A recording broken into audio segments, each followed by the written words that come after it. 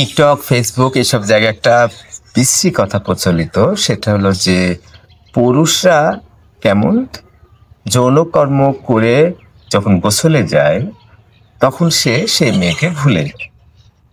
আর নারীরা কবর পর্যন্ত সেই পুরুষকে মনে রাখে। এখানে একটা ভুল হচ্ছে কি যে পুরুষের একটা জাত আছে যাকে আমি ১০০ জনে একজন বলি। তারা যে কোনো নারীকে পটাতে পারে, বিছানায় নিতে পারে অতি সহসাই। এরা একটা চালাকি করে। সেটা হলো যে আমি বিয়ে করব, ভালোবাসি, তোমাকে ছাড়া বাঁচবো না। এরা একটা চালাকি করে, বিভিন্ন চালাকি করে তার সাথে যৌন সম্পর্ক করে। কিন্তু এরা হলো সেঞ্চুরিয়ান, শত শত মেয়ের সাথে একই কাজ করে। সে গোসল করতে গেলে ভুলে যায়, যে কোনো সময়ই ভুলে যায়, সে একটু পরেই ভুলে যায়, কারণ সে তার দেহটাকে চাচ্ছে, তার মনটাকে না।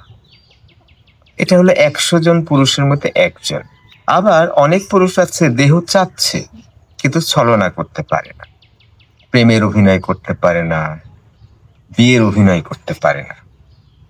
তখন সে মেয়ে তার সাথে দেহ দিতে চায় না। তার মানে হলো যে সে যদি বলে যে আমি তো তোমাকে এক রাত পেতে চাই, আমার এই কষ্ট ওই কষ্ট, সে মেয়ে রাজি হবে না। তখন সে বিভিন্ন কৌশল করার চেষ্টা করে, পারে না। যখন মেয়েটা বোঝে যে আমাকে সত্যিই ভালোবাসে, আমার সাথে প্রেম করছে, আমাকে ভালোবাসে এবং আমাকে বিয়ে করতে চায়, তখন তার মধ্যে একটা ইচ্ছা কাজ করে। একটা সময় তাদের যৌন সম্পর্ক হয়ে যায়। কিন্তু যখন সে বোঝে যে এই পুরুষটা তো আমাকে বিয়ে করবে না, আমার সাথে প্রেম করছে না, ছলনা করছে, তখন সে রাজি হয় না। এই রাজি না হওয়া মেয়েটাকে রাজি করার জন্য ওই পুরুষটা ওর সাথে চালাকি করে। তখন মেয়েটা ভাবে যে ছেলেটা আমাকে ভালোবাসে, আমার সাথে প্রেম করছে, আমাকে বিয়ে করতে চাচ্ছে, কিন্তু এই মুহূর্তে তো বিয়ে করা সম্ভব হচ্ছে না।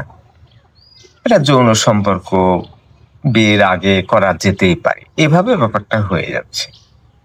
ফলে পার্থক্যটা হলো আসলে যে পুরুষটাকে বলা হচ্ছে যে যৌন সম্পর্ক করে গোসল করতে যে মেয়েটাকে ভুলে যাচ্ছে, এই পুরুষটাকে বলতে হবে সেঞ্চুরিয়ান, মানে শতাধিক নারীর সাথে সেই কর্ম করেছে।